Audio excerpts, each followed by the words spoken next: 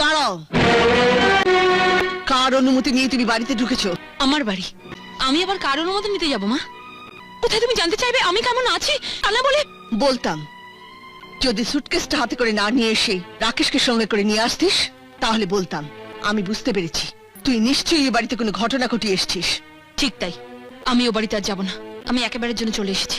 রাজা দেবতার মতো মানুষ ছোট দুটো ভাইকে বুক দিয়ে আগলে রেখেছে, বোনের সুখের জন্য সমস্ত সম্পত্তি দান করেছে, আর তুই ওদের মতো মানুষের সঙ্গে মানিয়ে চলতে পারলি না। ওদের সাথে আমি আর কোনো সম্পর্ক রাখতে চাই না। আজ থেকে আমি এখানেই থাকবো। এই বাড়িতে আমি তোকে থাকতে দেব না।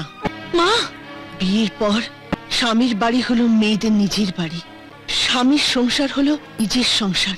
ছোটবেলা থেকে আমি ওদের সকলকে দেখে আসছি। তোকে ওই বাড়িতে ফিরে যেতে হবে। ওখানে যদি আশ্রয় না পাস তো নদীর জলে কি বনমালী, ওকে বাড়ির থেকে বার করে দিয়ে গেটে তালা লাগিয়ে দাও।